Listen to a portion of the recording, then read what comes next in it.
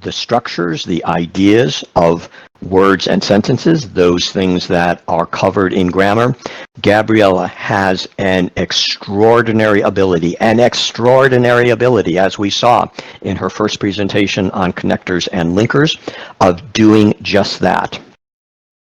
So, I am so excited to, Gabriella, go ahead and raise your hand. I'm so excited that today Gabriella will be returning for the second in a series, hopefully, not to put Gabriella on the spot, but hopefully what will be an ongoing series of these great topics, and not just because these ideas are not just because these ideas are so valuable and hopeful and helpful, not as a way to learn language in the first, but as a way of deepening and expanding our abilities with language. Not just because the content is so amazing, but because Gabriella is such a great presenter. Everyone, a huge round of applause for Gabriella. A huge round of applause for Gabriella, who will be presenting, who will be taking out the mystery of modal verbs in her presentation. Everyone, before we get started, we will be in 3 channels. You will continue to hear our voices. You'll continue to hear Gabriella's presentation here in English Classes Stage. We will continue to use Classes Chat for typing. As with all student presentations, if you look one channel up from Classes Chat, you will see student presentation. Everybody, go over to student presentation. Make sure you can see that channel. You will see the first slide, the opening slide to Gabriella's presentation. It is entitled Modal Verbs. Take a look at that. Make sure you can see that. I want to give everyone a chance to make sure you're able to see that. We'll give you just a moment.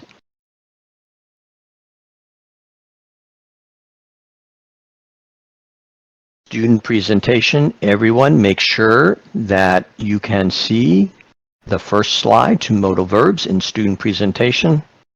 All right. Everyone, one more time, a huge round of applause for Gabriella. A huge round of applause for Gabriella. You'll hear us right now as you are in English Classes Stage. We'll be typing Classes Chat, and during the presentation, direct your attention to the channel Student Presentation, where you will see Gabriella's slides. Gabriella will speak for about 20 minutes, and then as always, we will open it up in the chat for you to type your questions directly to Gabriella. Gabriella, thank you so much. Welcome back. Thank you. Can you hear me? You are so clear. Perfect. Okay. Well.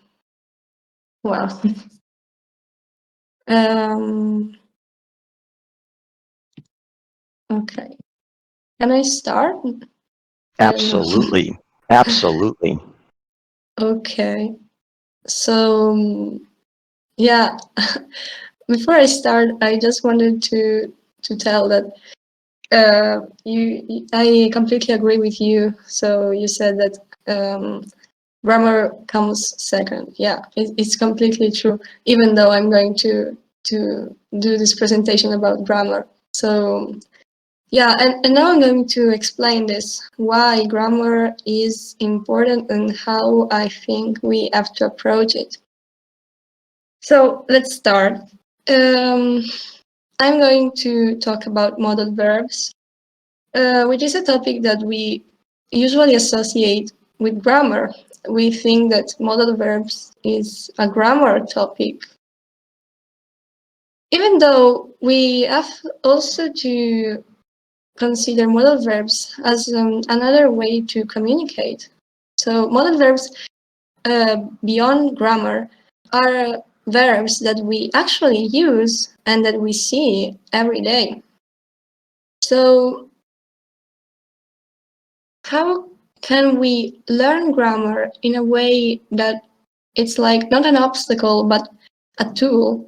How do we not get lost in this vast world of grammar? This is a question that we have to ask ourselves, and I'm going to answer this question soon.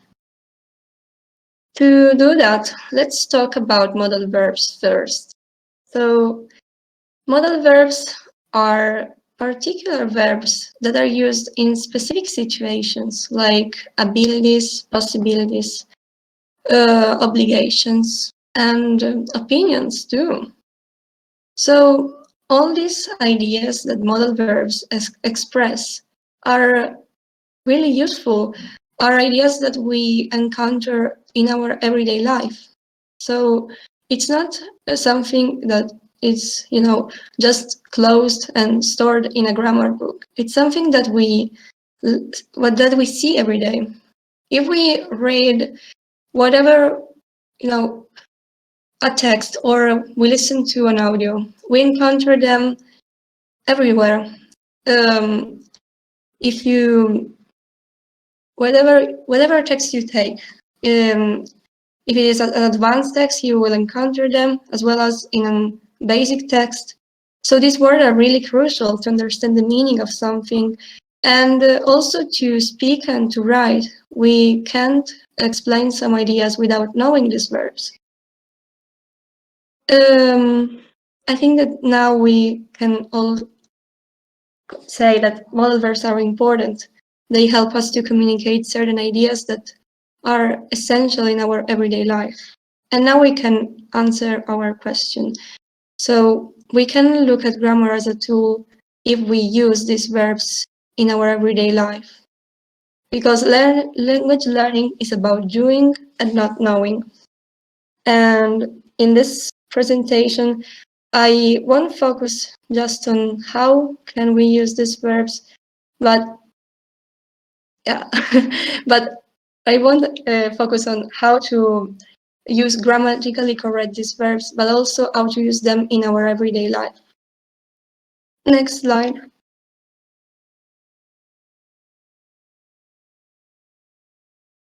Okay. First of all, what are modal verbs? A modal verb is a type of verb that is used to indicate modality. That is likelihood, ability, permission, request, capacity, suggestions, orders, obligation, or advice. So, as you can see, these ideas are ideas that we encounter every day, that we have to use every day. Modal verbs always accompany the base form of another verb. So basically, this means that after a modal verb, we will encounter always a verb on the base form. So imagine we want to use the modal verb can and the verb to swim. We can say, I can swim. So we are taking the modal verb can, and then we use the base form of the verb to swim. So we practically cut the two. We don't use that. Or we can also say she can swim. We don't use the S at the end because we use just the base form of the other verb. Next slide.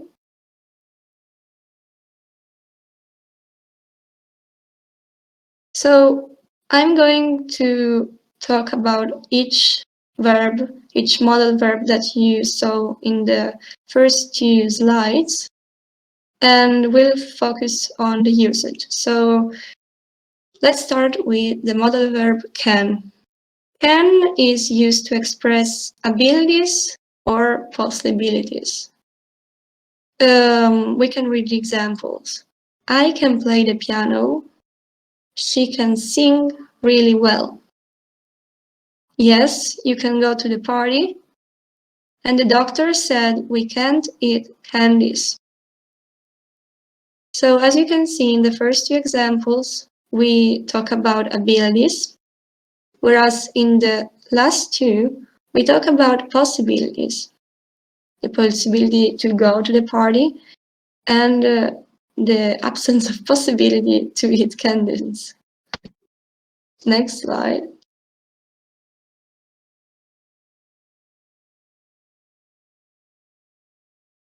Okay, another important modal verb which is used for the same purposes as can is could. So could is used to express abilities or possibilities. In fact, it is the past of the verb can. Actually, we can use could both for present and past situations. For example, we can use could to ask polite questions like, could you pass me the oil? Or could you give me your phone? Could you give me your book? And other ways to talk about abilities or possibilities are be able to and be allowed to. I forgot to say that I'm going to mention other ways to express these ideas, like in this case. So be able to is used to talk about abilities and be allowed to for possibilities. Let's read the examples. When I was 5 years old, I could play volleyball. So here we are explaining our past ability, so the ability to play volleyball. Then let's read the last two examples. You have been able to prepare for the exam in an excellent way. So here we talk about abilities, and we can replace have been able to with could. For example, you could have prepared for the exam in an excellent way. So here actually I'm using the past modal verb, which I'm going to discuss at the end of this presentation. The last example is we aren't or weren't allowed to stay in the waiting room. And here we can also replace aren't and weren't allowed to with could.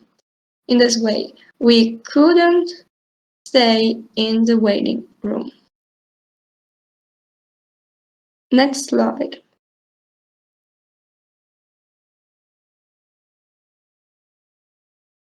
Okay, so here we have the modal verb may. May is used to express possibilities, not abilities. So another way to express possibilities is be likely to. And another way to ask questions in order to get the permission to do something is shall. And we use this only with I and we. For example, you may come if you would like to. So here we are expressing a possibility. And we can replace may with can. And it will be you can come if you would like to. The other example is from a little spark might burst a mighty flame. A flame is what you see in the picture on the right. Here we have another example of possibility. Then we have a question. May I go to the party? Or we can also say, shall I go to the party? And then he is likely to win. Here we can replace is likely to with may. He may win. Or we can also replace it with can. He can win. Next slide.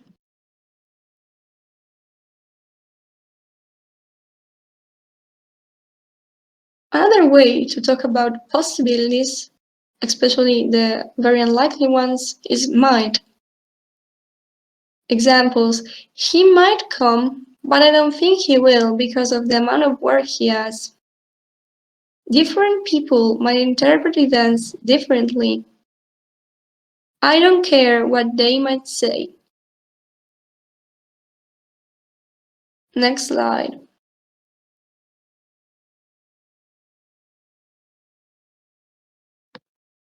Okay, let's review the 4 modal verbs that we've seen so far. So we have can, could, may, and might. They are all used for possibilities, and can and could are also used for abilities. Other forms we have been discussed are be able to, be allowed to, shall, and be likely to. Here I've pasted 3 paragraphs from 3 different articles about the Tokyo Olympics. I've chosen this topic because it brought with it a lot of uncertainties, and as we are talking about modal verbs of possibilities, I found there a lot of these modal verbs. So let's read the paragraphs. The games, originally scheduled for 2020, were postponed a year in the hopes the pandemic would have eased and they could heard a triumphal return to normal. Toshiro Muto said discussions are continuing because it is impossible to foresee what may happen with COVID-19 infections. You can't blame Japan for being deeply concerned about an onslaught of people from all over the world during a pandemic. The rigorous process will no doubt do a good job in keeping out many of those who might spread coronavirus. Next slide.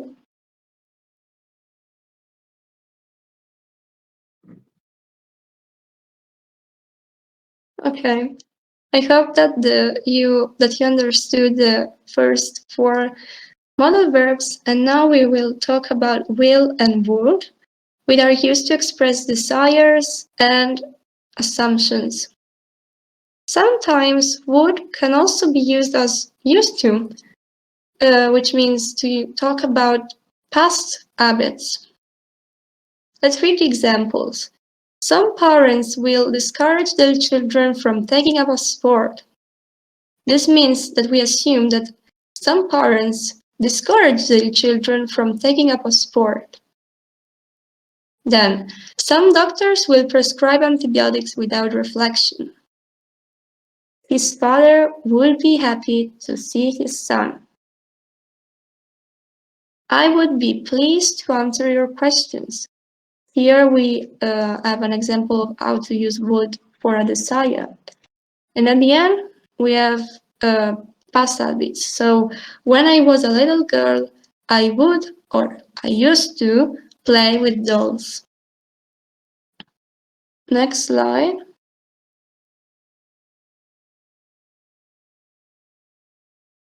Another important and really common modal verb is must.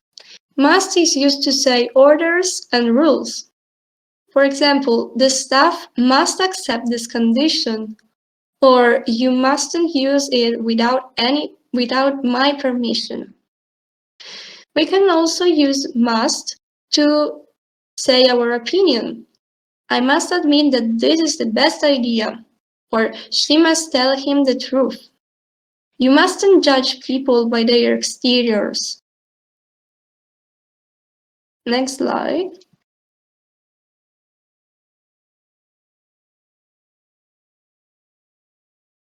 And the synonym of must is have to, at least in affirmative sentences, because in negative sentences, the meaning of have to changes a little.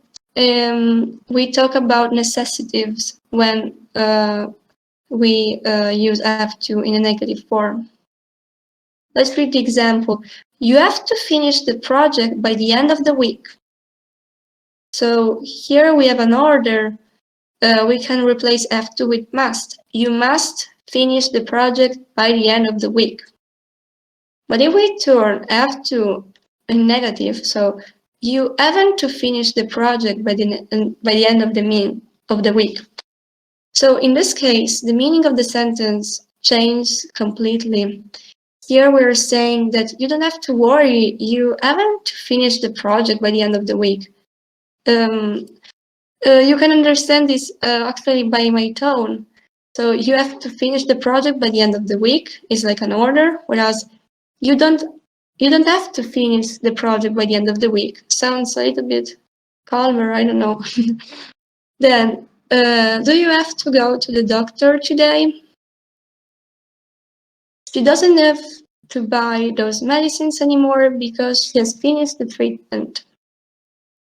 And at the end, we didn't have to or didn't have to hang out the clothes. It's raining. So here we're seeing that another way to talk about past necessities in a negative form is needn't have to.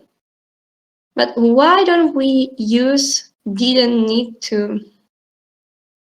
Next slide.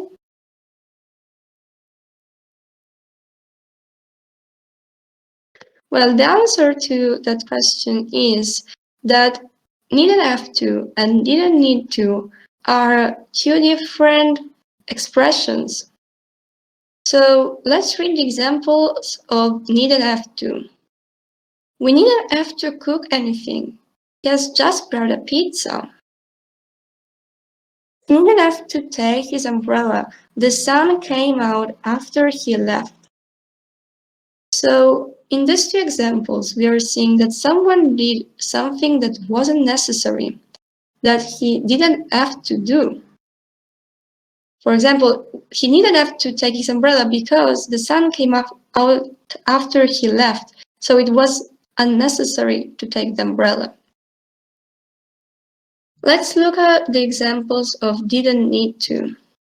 We didn't buy pasta because we didn't need to. We didn't need to take his umbrella. The sun came out before he left. In these two examples, on the other hand, we are seeing that someone didn't do something that wasn't necessary. So, because something wasn't necessary, nobody did it. Let's read another time the last example. He didn't need to take his umbrella. The sun came out before he left. So we can imagine the situation. He came out, so the sun came out before he left. So he saw the sun that came out, and for this reason, he didn't take the umbrella. So these two expressions are different, and if the concept isn't clear to you, I've also pasted the video, and at the end we are going to send you the presentation in the PDF format, and you will able to just click on the video and you will able to watch it. Next slide.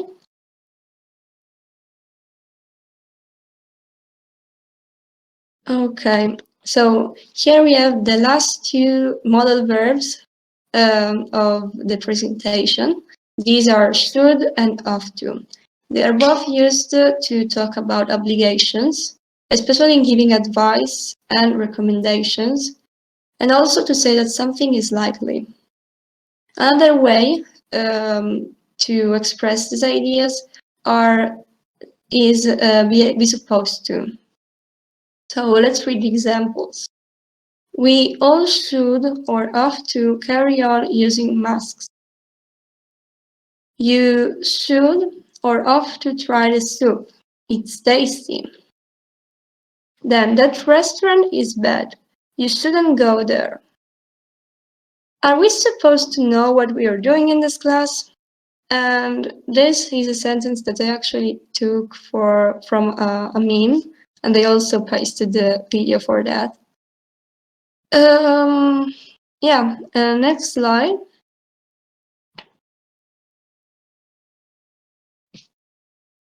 Okay, as I already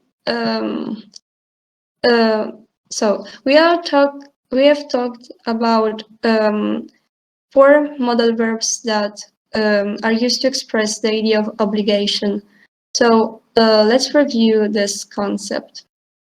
So we have seen so far must, have to, should, and ought to. Other forms that we have seen are need and have to, didn't need to, and be supposed to.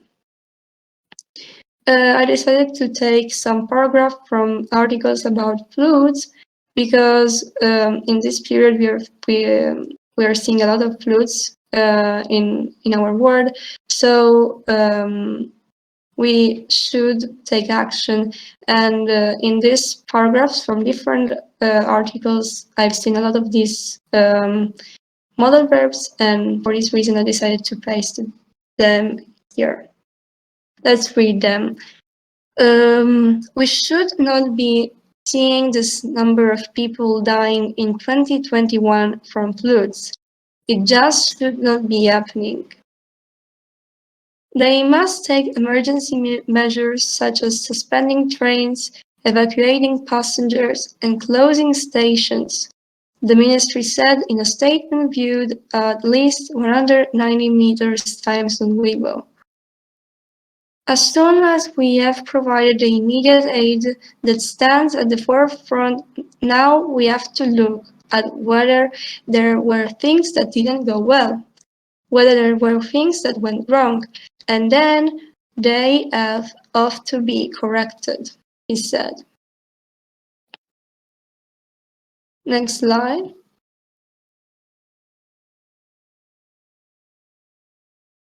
Okay, I hope that these concepts are clear. And now I would like to talk about modal verbs a little bit more in depth, just to cover everything that we have to know about them. So we have seen so far just one way to use modal verbs, the general way, which is formed with the modal verb plus the base form of the other verb. For example, you can eat the cake, or you should eat the cake, or you must eat the cake, for example. But how can we tell the ideas that modal verbs express in a particular moment in the present? For doing this, we have to use the modal verb, then we can use be, and then the verb plus he. So what is he doing? He might be watching a film. So here we are saying that we suppose that the person in this moment is watching a film. He could be watching a film, he should be watching a film, or he must be watching a film. So now let's talk about how to talk about modal verbs or the ideas that express modal verbs in the past. To do that, we have to use the modal verb, then have, and then the past participle. And to understand this, we have a really nice example. So, who has eaten the cake? For example, we may imagine the situation where we see a plate without the cake, and we ask, "Who has eaten the cake?" And another person says, Tom must have eaten the cake, or Tom may have eaten the cake. Tom might have eaten the cake, or Tom could have eaten the cake. So by using different modal verbs, of course, the meaning become less stronger or more stronger. So when we say Tom must have eaten the cake, we are sure that he has eaten it. So then we have I shouldn't have left it here. So here we have another example of modal verbs in the past. And for a past period, we can use modal verb plus have been plus verb plus him. So what was he doing? He must have been watching a film. He may have been watching a film. He might have been watching a film, or he could have been watching a film. Next slide.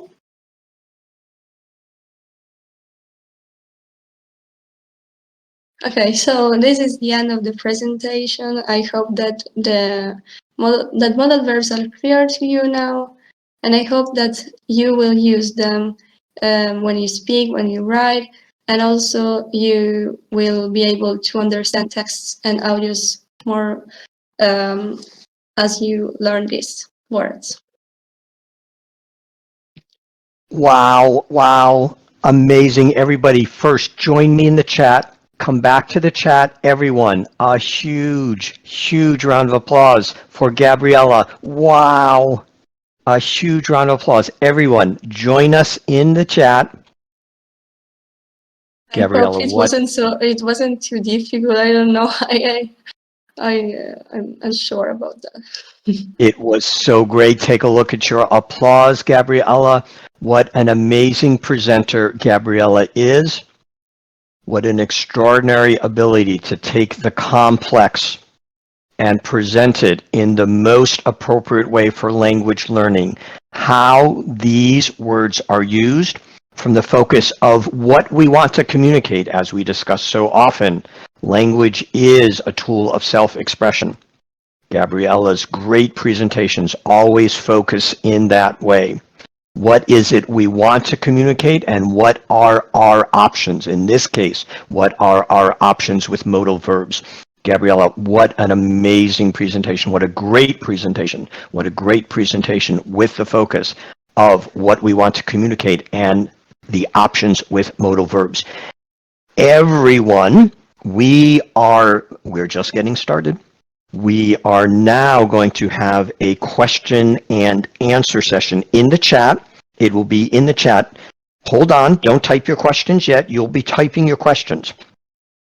As Gabriella said, she is most generously making available a PDF of the slides, and I'm going to make that available to you now. I'm going to put that back in student presentation. That's where materials for student presentations live. Those of you who, and you may want to refer to this for your questions. So if you would like a copy of a PDF file with Gabriella's slides, that file is now in student presentation. You can access it from there. Let's give everyone a moment to get that if you would like. And then Gabriella will take questions in the chat. We'll spend the rest of the class doing this. Take a look at student presentation. There you can find a PDF copy of Gabriella's slides. Great presentation. Great presentation from the perspective of the options for expressing ourselves with modal verbs. We will now open up the chat where you can type your questions directly to Gabriella about modal verbs, about her experience with grammar, about her advice. And as Gabriella sees questions applying to her presentation on modal verbs, she will take those. We did this in the same way for Gabriella's first presentation on linkers and connectors.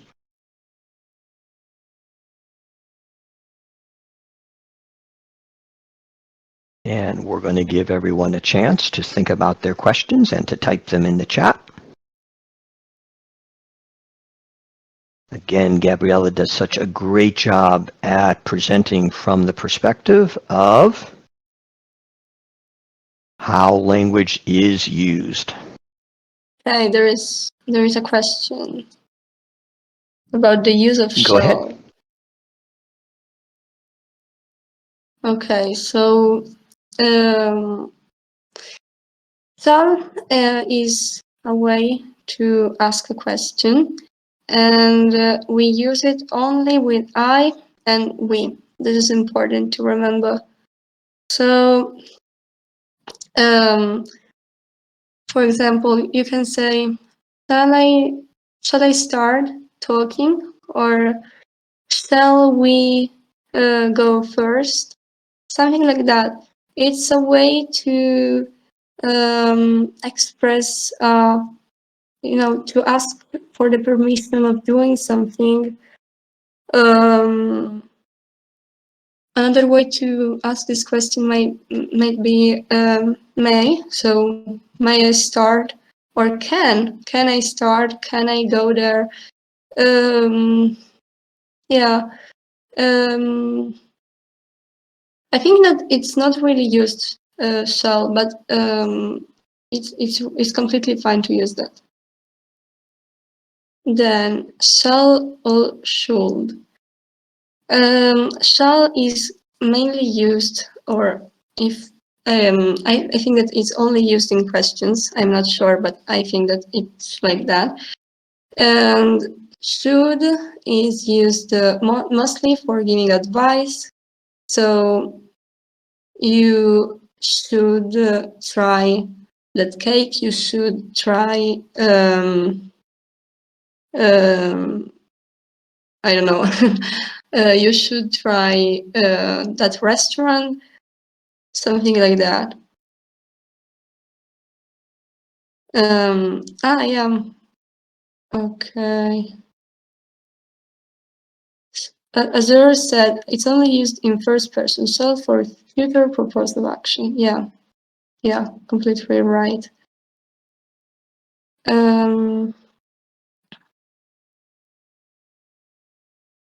So means I'm being ironic? No, no.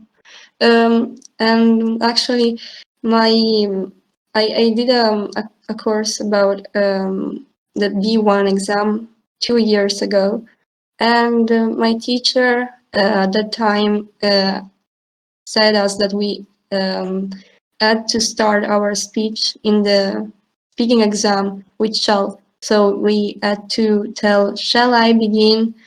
Something like that. So it's not ironic at all. I think that it's even formal.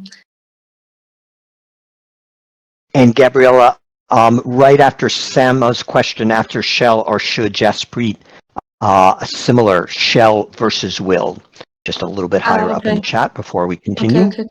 I saw that. Okay, so shall is used for asking permission in a really nice way. Will is not used, can be used for that. So, but it's used for the future. I talked about will and would in the presentation, but as modal verbs. I think that as you asked the question, you already know something about the future. So will is used for the future, especially in affirmative sentences, or also for questions like, "Will you come to the party?" So I would use will in questions only for you and he, because, or she, or it, because we can't use shall for those cases. And a little further down, I think the next question, looking for some additional expansion from X. From X, a little under where Azure typed their comment. X's comment, before this presentation, I thought that shall was a way people used in the internet to type should. Just a little further down. Yeah. Well, if you send me an example, maybe it's better, because I can think about. Perfect. X, you're welcome to provide an example of that Gabriella can respond to, and we'll find that as we continue down the chat. Okay. Delhi PC said, how often do you have presentation here? I'm new. And I'll respond to that one. The presentations are on various schedules. Typically, we do presentations on Friday, and all our times are in UTC time. UTC has replaced Greenwich time. We do 2 classes. We usually teach 2 classes every day. This one at 8 p.m. UTC, and the following at 7:30 a.m. UTC. So depending on your time zone, that is Friday and Saturday. The schedule of the presentations vary on our Notion page, which is a pin here in classes chat. You can find the schedule. The presentation schedule itself changes. And I There's think a question. The Blazing Pickle 74. So the question is off to or versus should. Is there difference of degree? Of degree? What does it mean? Um, and again, Blazing Pickle, you can give an example of that further in the chat. I think perhaps what Blazing Pickle is asking, if I say, for example, I ought to go to the store to buy what I need. If I say I should go to the store to buy what I need, is there a difference in those? Okay, so the difference is present, of course, but you can use them both. Up to is less used, and also it's it sounds like more an obligation. Well, or at least for me, should sounds like more an opinion, a suggestion. I actually read that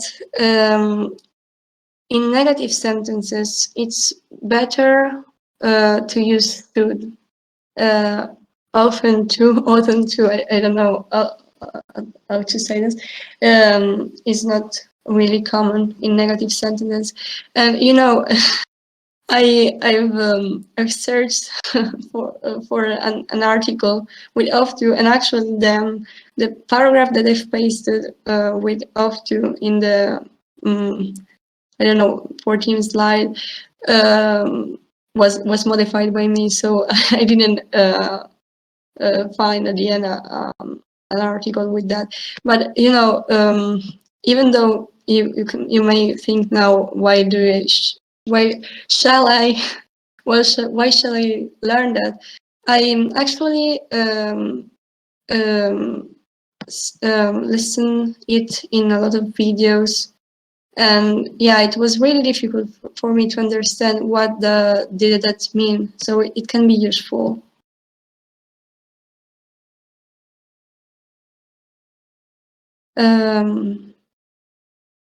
I hope I answered that question. Perfect. And I think that takes us down to skeleton, the difference between will and be going to. Okay. Can you say that? Okay. So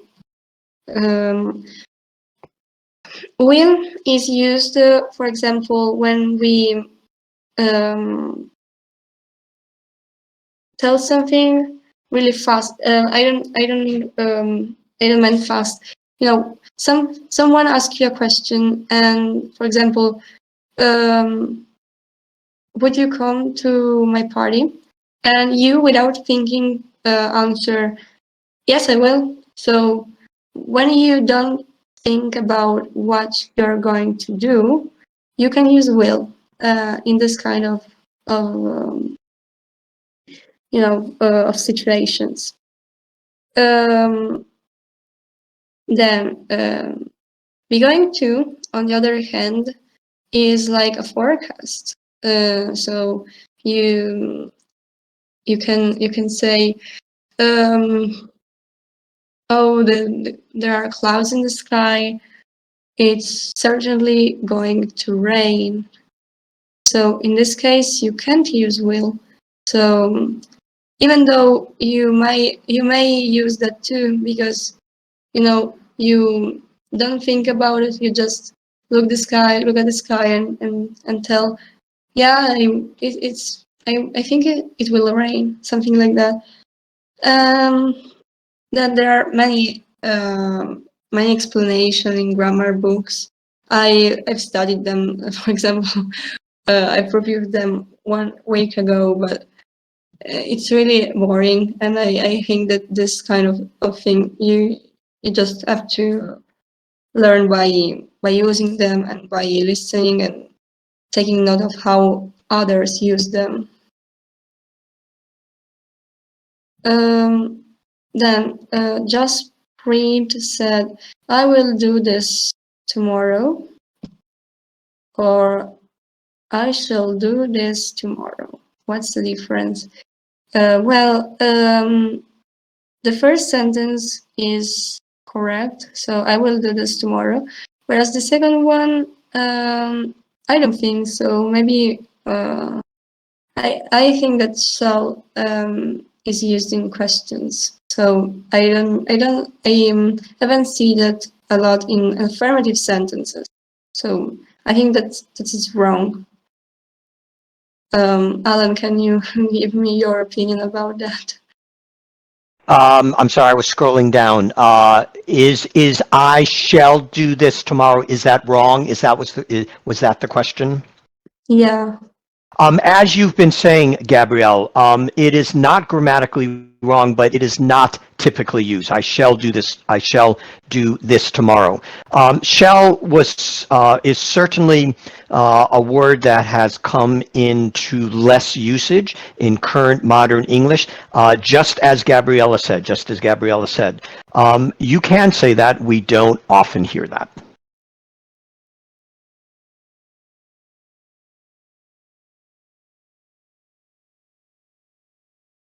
And that takes us, if you want to comment, and I can comment on the next question. I want to bring this up, Blazing Pickles question. Is gonna, is Gonna, is that a substitute for going to? I can comment on that. Do you want to make a comment there? No, I think you can do. So in our classes, and again, as we always discuss in class, it's so important to get the perspective of many teachers. Every teacher has their own perspective. The focus on any particular class has its unique focus. In our classes, we focus on standard English. The experience that when you're studying something, the most effective long-term way to achieve your results is in starting with the standard version. Slang is certainly a part of any language, and as you advance, as you move quite far, you certainly want to be familiar with the use of slang. It is the choice of the speaker to determine if the situation is appropriate for it. In our classes, we don't use slang. Not because it's that's not because it's not part of the language, but because our approach to learning, our unique approach to learning, includes learning those foundational aspects of learning to learn. And as part of that, we begin and we remain in standard English. So it's in terms of our classes, we can say that if you hear someone say that word, Gonna, if you hear them say gonna, they are probably trying to express the idea of going to. That's part of the challenge of slang. When someone's using slang, they're using, well, slang. And as slang, it could represent a variety of things. That's part of, in our foundational approach to learning, we remain in standard English. So at least in our class, we'll say not so much. It's not that you can use it. Some speakers may be doing that. In our class, we are going to remain in standard English, so we would remain in this case with going to. Okay. Skeleton asked another question, which means more stronger will or be going to. I think that this depends on the context, but maybe be going to is more stronger.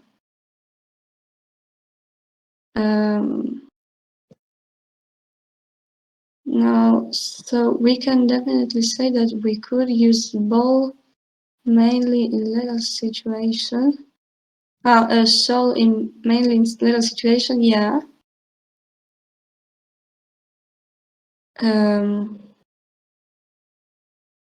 Not necessarily legal situations, Lavos. Not necessarily legal situations. Shall is a way in our modern times. In our modern times, shall feels and is taken to be a very formal a very formal word, not necessarily legal situations. It's not about in a legal situation, in a certain type of job, a certain type of discipline.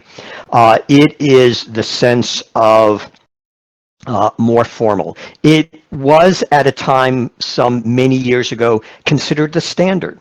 Many years ago, and when you read older books, if you watch older movies from a time quite some while ago, you will hear a different use of English. English grows, English evolves. At a time, shall was considered the absolutely standard way of speaking.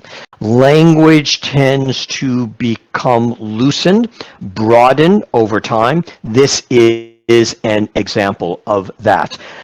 So not for a particular situation, but the idea of once it was considered standard, now is considered formal. Yeah. Then I have to think that aliens should be making a contacting. Is that a right sentence? Well, grammatically, yes. Um,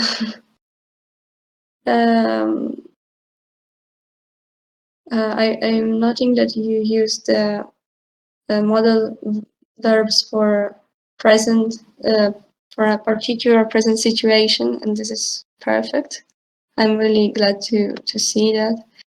I have to think that I am maybe. Yeah, I think that's okay. Maybe you wanted to express another meaning, but it's grammatically correct.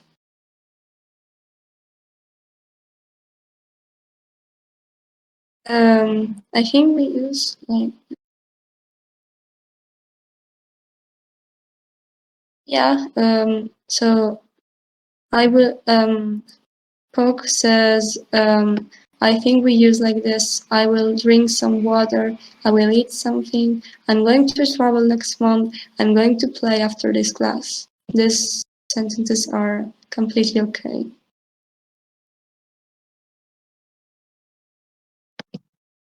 Um,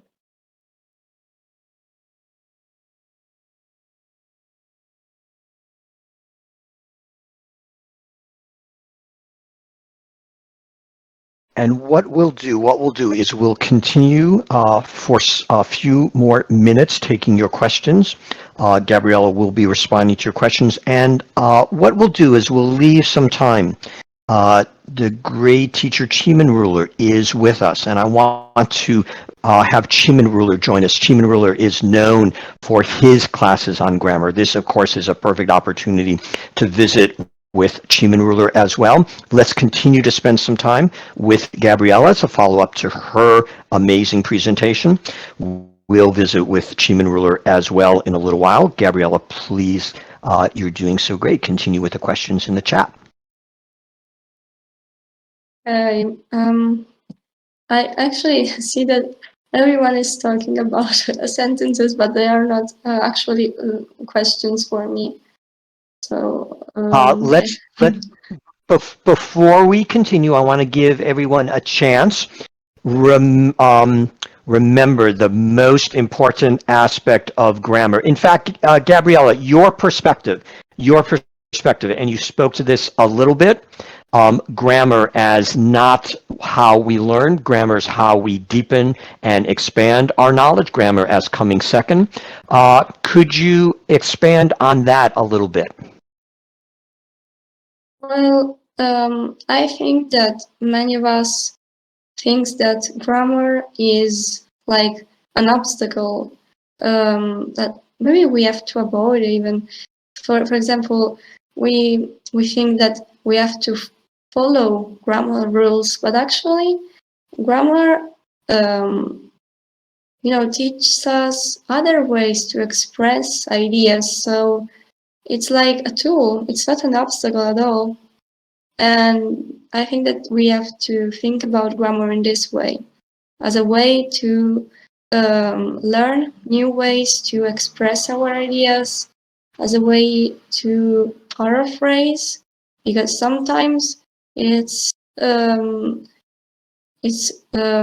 we can paraphrase some texts, or we want to say a concept in a different way, and to do that we can use other forms which grammar teaches us.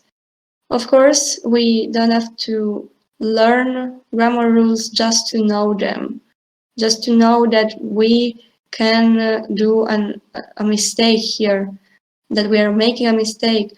We have to learn grammar to use what grammars teach us, what grammar teaches us. I appreciate so much Gabriella's perspective on grammar. Just as Gabriella said so effectively, grammar deepens, expands our understanding of the language, not as a way to start, not as a way to learn, but as a way after experience and along with experience, deepens and expands, explores our understanding of the language. Gabriella, thank you so much for that great presentation. Finally, before we continue, Gabriella, just a little bit about where your interest in grammar began, or has it always been that way for you? And what advice, what tips in general for students? How did your interest in and abilities in your study of grammar come about, and what advice in general to your fellow students for how they can pursue effectively their own study of grammar? Well, I've been learning English by when I started learning English when I was in my first grade. So I always studied English at school, and I think we all studied English at school, and we all viewed English as, just grammar. And of course, this was completely wrong. And I haven't learned English by myself, by learning grammar, of course. Actually, I have to say that I started to understand grammar when I started to do other activities like listening or watching videos or reading.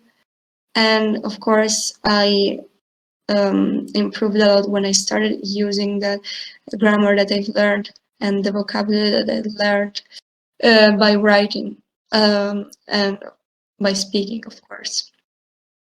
So grammar it's not essential when you learn a language.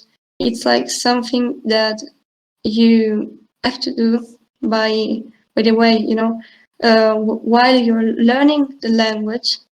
Maybe you should focus on some grammar forms that are new to you, trying to understand them. And of course, I'm interested in grammar, and this is why I made this presentation. I think that grammar is like really soothing. It's really calm.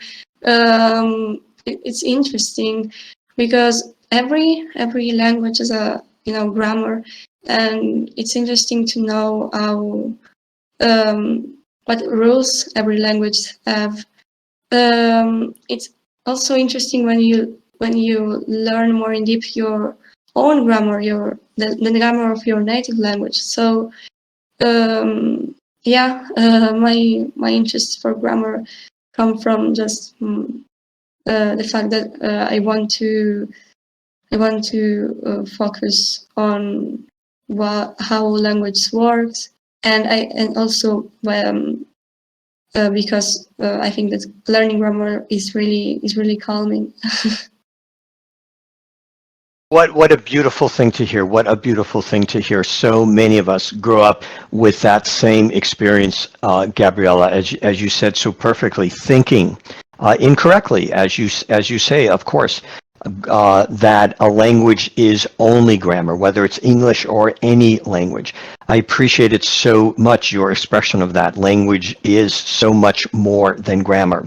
And when we approach it secondary to the language itself, we're able to discover our interest in it. We're able to enjoy it. It takes on an opportunity to deepen and explore our understanding of the language in a way that, as you said, can in fact be fun, and for many of us are. Gabriella, what a tremendous ability. Gabriella's presentations, the content, her first presentation, you can watch the video of that on the Notion page. Gabriella's first presentation on linkers and connectors. The video of this presentation you'll be able to watch again on modal verbs. Again, what makes Gabriella's presentation so valuable, not only is the content of such interest and value to all of us as language learners, but Gabriella, as we always see, just an extraordinary ability to present the topics. Everyone, we're going to visit with Cheeman Ruler in just a moment. Everyone, in the conclusion to Gabriella's amazing presentation, what you do best, a huge round of applause, a huge round of applause. The most important aspect of our community, our warm, supportive environment in which we discover, find, and support great students like Gabriella. Gabriella, this applause is for you. Gabriella, thank you so much. What an extraordinary presentation. What a great job. Thank you. This is your community saying, great job, Gabriella. And just again, what an extraordinary presenter Gabriella is. Such a complex, deep topic, modal verbs. And Gabriella brought it to us in a way that took out so much of the mystery, focused it on the effective view of it, what we intend to express, language as a tool of self-expression. You made so much clear to us in such an effective way. Gabriella, stay right where you are.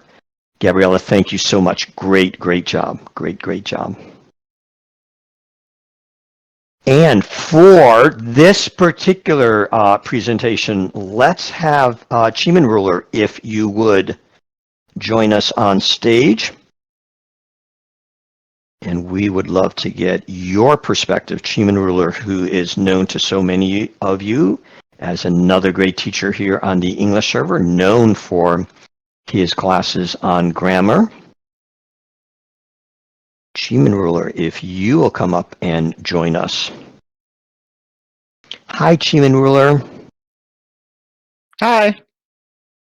Everyone, Hi. most of you, of course, know Cheeman Ruler. Some students may be new and not Cheeman Ruler. If you would introduce yourself, let students know how to find your classes. And I thought this would be a perfect opportunity to spend some more time with us, offer your perspectives on Gabriella's great presentation, your views on the topics, and your encouragement and advice to students on grammar. Welcome. Thank you. So, as Alan said, I'm a teacher here on the English server, and I do teach classes in grammar as well as classes that where you can learn English like the natural way, like through video games such as Minecraft. And I record all of my recordings, all my classes, and put them on my YouTube channel that Demon A just linked in the classes chat. So if you can't come to any of my classes, then that's okay, because you can just watch the recordings. And if you want to know when I'm going to have my classes, check the classes info channel for announcements and the classes FAQ for the schedule for my classes, as well as the schedule of for the classes of other teachers like Alan and Maggie. So be sure to check those channels out. And regarding Gabriella's presentation, I thought it was a very good presentation. So, I liked how she went in depth with like every single modal verb and covered all the or at least many of the possible uses of them. Because modal verbs in English do often give learners difficulties, but Gabriella covered all of them very well. So, very good presentation from her. Thank you. You're welcome. Gabriella, that was an extraordinary presentation. Extraordinary presentation. Chimarula, please continue, and your perspective on the important topic of where grammar should be placed in our study of English. Okay, so regarding grammar, learning it, it's not going to hurt your well, not necessarily. It won't hurt your journey to acquiring a language. It won't exactly hurt, but it's not going to exactly help either. And by that, I mean it's not going to make you more fluent in a language. No, that's really not how it works. Grammar can only refine what you already know. It cannot like help you speak or write a language. It can only help you speak or write a language well. So if you if you're advanced and you want to learn the grammar, that's fine because it could actually help you polish up your speech and your writing. But if you're a beginner, then it's not going to be of much help to you because not only will it not help you speak more fluently, but you also won't likely understand anything about it. Yeah. Because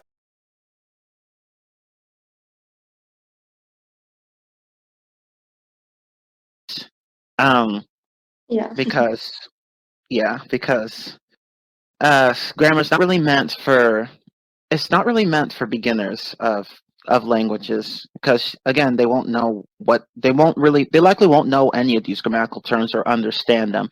But when you're advanced, then you come back to the grammar, you'll start understanding more and more of it, and your speech and writing might improve.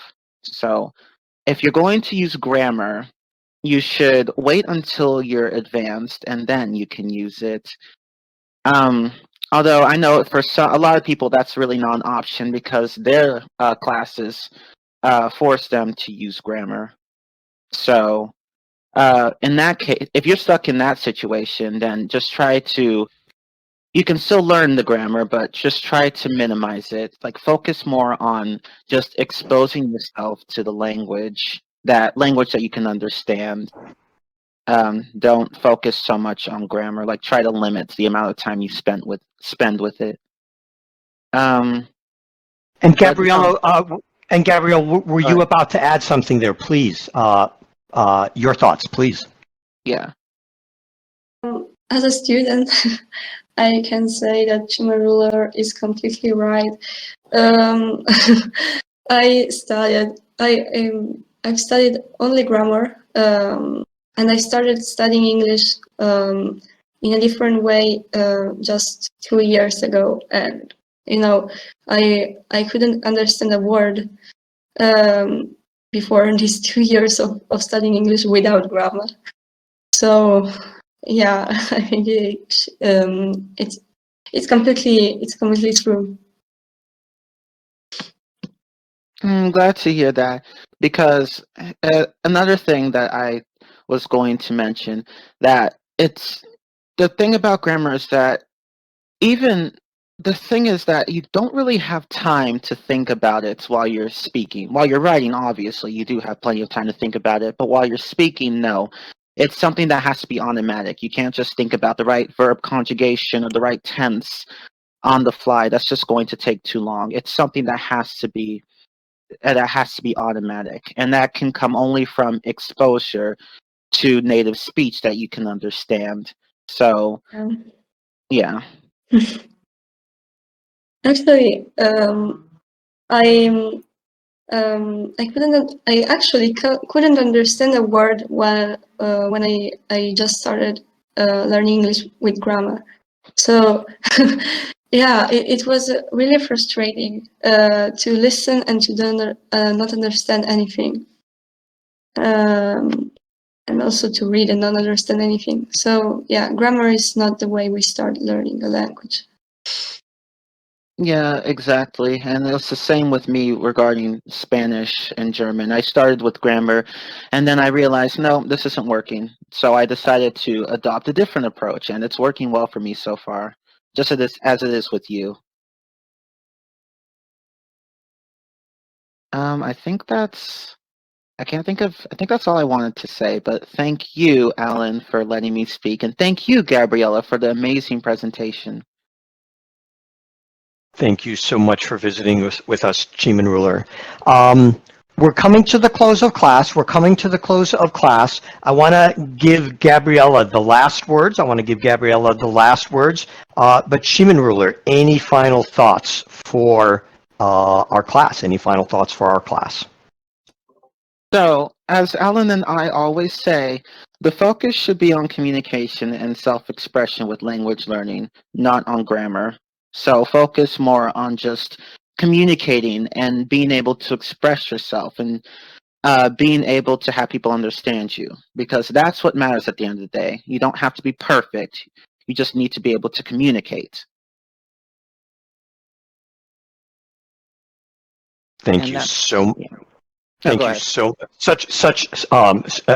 such true and such wise advice. Thank you so much, Cheeman Ruler.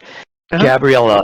Gabriella, what an extraordinary presentation! What extraordinary presentation! Your final thoughts to the class, and we hope you return for the third in the series. We can't wait to find out what words you'll cover next. What an amazing job you do! Again, Gabriella, I appreciate so much your extraordinary ability to take the complex and to make it accessible by focusing on meaning, by focusing on use and application, with your emphasis on experience as the way of learning.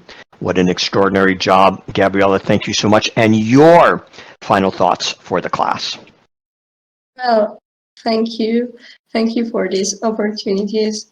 1 year ago, I didn't know about the existence of this channel and this English server, and I didn't have these opportunities. So thank you a lot for all lessons that you do every day. Yeah, of course, we have to thank also the staff and the English server that helps us to learn English. Yeah, I think that the English server is like a big school for everyone. It's really awesome. Gabriella, thank you so much for that. Thank you so much for that. What an amazing place the English server is. What an amazing place the English server is. What an amazing place our classes is, where environment is the most important thing, where our warm, supportive environment brings us, discovers, and supports a student like Gabriella. Particularly appreciate Gabriella's thanks to staff. We owe so much to staff, the administrators, the moderators, the senior staff, the junior staff, who over so many years have worked so hard to bring us our amazing home here at the English server. Whenever you see staff, just as Gabriella reminds us, say thank you. Gabriella, thank you so much for your extraordinary presentation. Cheeman Ruler, thank you so much for joining us. And Thank you. You're so No welcome. problem. And Gabriella, of course, you would be welcome back for any next in the series. Gabriella, great job. Thank you so much. You're welcome. Everyone, a huge round of applause for Gabriella. A huge round of applause for Gabriella. A huge round of applause. Yes. A huge round of applause for environment and our classes, for the environment that you create every day when you are here. Through it, we Thanks find. to Ninive. Oh, and thanks to Ninive. Everyone, a huge thank you, Gabriella. Everyone, a huge round of applause for Ninive. Thanks to Ninive. This is not a little effort. This is a huge effort. A huge round of thanks to Ninive. Because of Ninive, we are able to return to the recent great student presentations and watch the videos. Ninive will As soon as the video is processed, Ninive will let me know of the link, and then I will add it to the Notion page under past student presentations. So as soon as that's available, Demonate has pasted the direct link to that. You'll find the video and be able to watch this and all other recent student presentations. Ninive, thank you so much for that. Everyone, take a look at our Notion page for the upcoming schedule. Take a look at the special sessions we're having this weekend on living and learning online, issues of safety in our online environment. Return to the Notion page to be able to view Gabriella's presentations over and over again, as well as other student presentations. Take a look at the Notion page for our upcoming schedule. This is the time in the chat where we say thank you and see you all soon. You all have within you